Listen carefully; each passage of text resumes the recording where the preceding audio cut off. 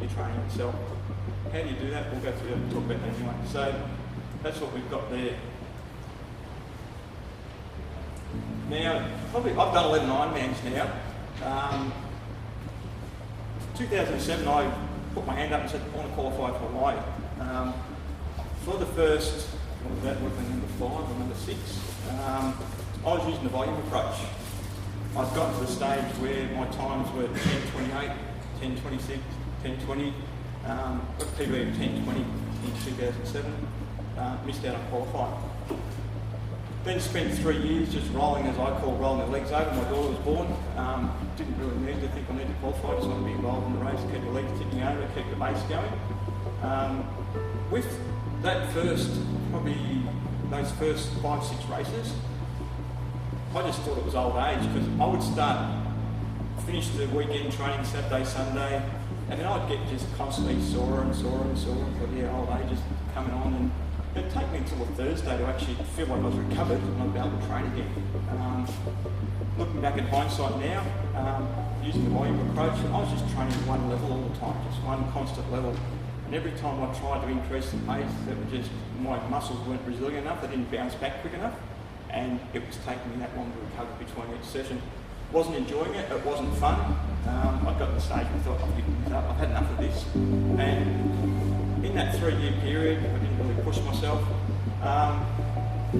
Given the opportunity then with one of our club sponsors, Scott Hollow from Exercise, organised, we ended up spending 2.5 hours. I think we did about 100 laps of the tan while we do it. But he organised a training session with Chris Lee, and he came along. And in those 100 laps around the tan, my goal since I started Ironman was always to make the top 50 in the run split. Got close a couple of times, I think about 58, somewhere around there. Could never crack it. I think about 3:30, 3:35 was probably about the best it could go to.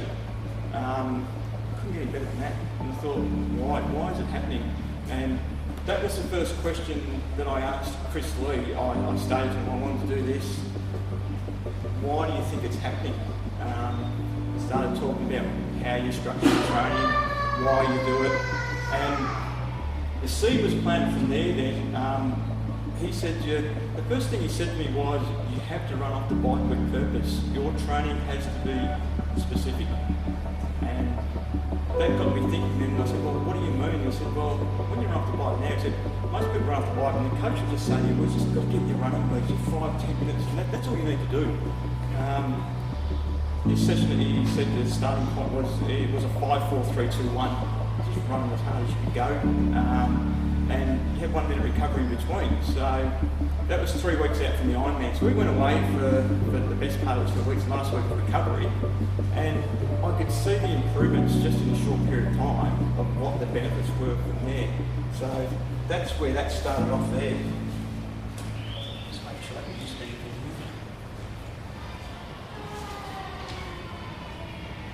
the other thing he did say too was, your training should be race specific. And I said to him, what do you mean by that? And he said, well, you've done Foster. He said, let's compare it this way here. He said, you get out of the swim's a swim. He said, we all survived the swim. He said, you get onto the bike, and he said, I want you to think the bike of being in 60-kilometre lots, so 3 by 60 kilometres. Get out there, you're excited, you're on the bike. The first 60 k's is easy. Anyone can do the first 60 k's. Got through there, he said, the next 60 k's, it's solid. You know you're in a race, you're breathing a little bit higher. The last 60 k's is, I want to get off this bike, just take it away, I don't want to see it anymore. And so you have to generate, he said, you've got to generate that feeling in training. He said, but why I asked him the question when he said that too was, I would get on the bike and start at 60, it's okay for 60 k's, then because I'd only trained one level of my motor pattern or one level of muscle fibre, I just got constantly sore towards the end, to the stage where I was cramping at the end. And just started off quick and then just got slower and slower and slower. So started off quick, faded down that way there. And I said, and he said, well, your training obviously you're doing is not race specific. That then affected my run. The run, the goal was to obviously try and make the top 50. I had a PB at Port Macquarie, and for the people that race Port Macquarie on the old hilly course, I actually ran 3:18 on the hilly course with the same kind of training I've done for the previous years. What I didn't know at the time though was you go up, you go down, you go up, you go down. That's actually reset your motor pattern. So you're resetting, your muscles using different muscle fibres all the time. So that's where that came in there, and that's where we started talking about, because I went back to the flat course. I changed it to a flat course at Port Macquarie then. Went back the same, I think you can run in 330s, 335s. So, but I didn't know anything about it then. I didn't really know have enough knowledge of that at the time then. So that's where I started then from there, really doing a lot of research and a lot of reading about that. I wanted to get back into competitive racing. That was my goal after the daughter was born. So I planted the seed in 2010. Then the journey started the next year, 2011, 2012. From what did I do? I think the 2010 I did was just on a 1050 at Ironman, 3:14 run. It was in the end it was a 14 overall run split, fastest run split. Also then did 5:40 on the bike. So took me from 1050 down to a 10:16. Then it was always going to be a 3-year journey where because I were new training principles, I had to build the framework in the body to get to the level I want. And hopefully next year's the year I've got the framework, and I believe I have now. Went back last year, had another, what did we have, 14-minute PB, 4 minutes quicker on the run, and I think it was something like 15 minutes quicker on the bike, lost a few minutes on the swim.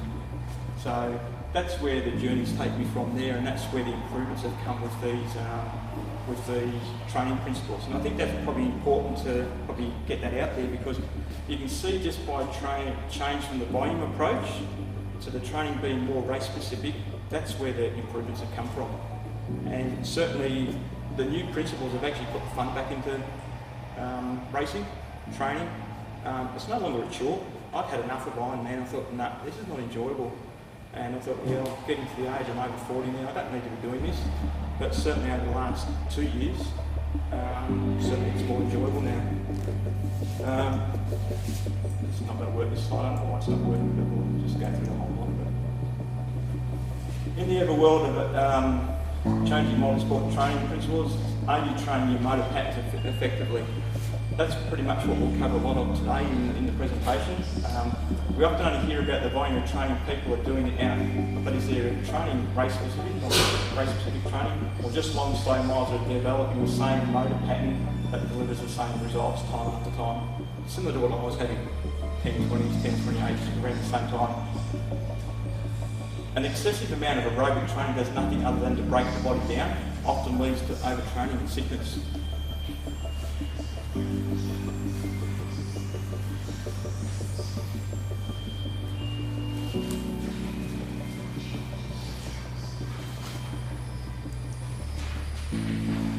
So we get into now, what are motor patterns? The thing that I've found with the motor patterns before we start on here is it's actually given me, obviously, one, more confidence, but I'm mentally stronger too now. That's where I've noticed the significant improvements in. So motor patterns are brain's controls of movement. The brain must assign a portion of the pattern of our muscle fibres to perform an action that we want to do, pedalling, running. That pedalling is whether it's at 80 RPM, 90 RPM, 100 RPM, 120 RPM. Every different motion has a different muscle fibre that it assigns a different motor. Developing motor patterns will make your training more focused and effective.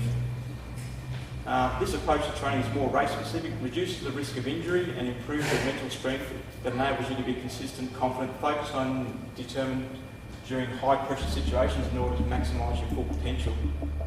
Endurance is still developed with these principles, it's just no longer the sole focus of training. Now, as we move into the training side of the actual presentation itself, pretty much all we do, what do we do? Most people in this room, we all train to race. So that's what we all want to do it for. During your training too, as you're training along too, a lot of people that get to race day and say, what's your race plan? I don't know, what am I going to do? I don't know, just go on with your along. Your actual training should develop your race plan. So as you're working through your training, you should be actually developing your race plan. So when you get to race day, that's the time to put the show on. You're there, you've done all that hard work in training, you've ran up all those hills, you've almost spewed your guts out and all that, and that's the day to put it on show. So, and that's what your training should be doing. It should be developing your race plan, and that then gives you the confidence to execute that on the day. So,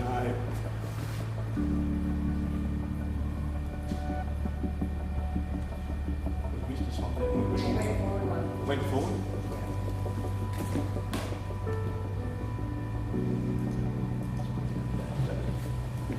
Let's back to this article that I read on inverted periodisation training methods.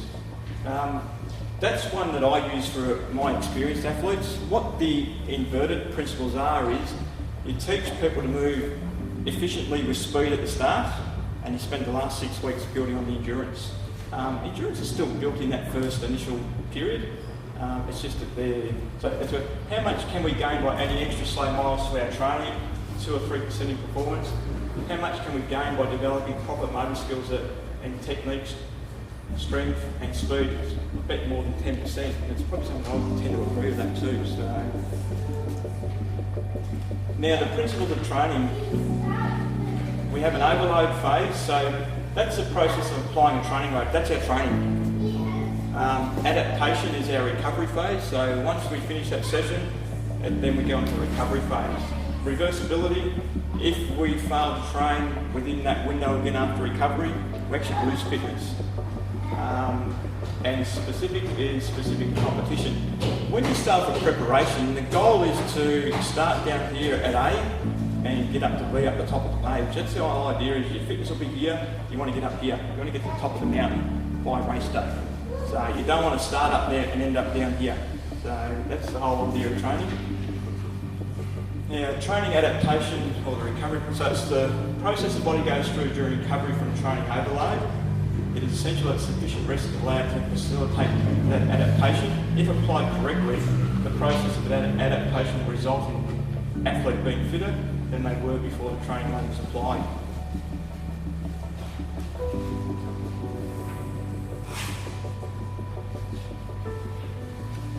If anyone here has actually got a coach, anyone want to show some hands? Anyone got a coach? Don't be, I'm not trying to solicit any business or anything like that. What we're hoping to hopefully get out today is tell you why your coach tells you to train easy. Because what happens with a lot of people is you say something to train easy and they're out there, you end up finding out they've gone flat out. Completely wiped out any key sessions you've got. So if you've got a key session, next day you go out and your coach sees you've got to train easy and you've gone out and you've gone hard again, you're just blowing all the work that you've had from the previous day. Recovery sessions are there for a reason, and generally they're active recovery sessions too for a reason, to wash all that waste that builds up in your muscles out of your system and aid the recovery process.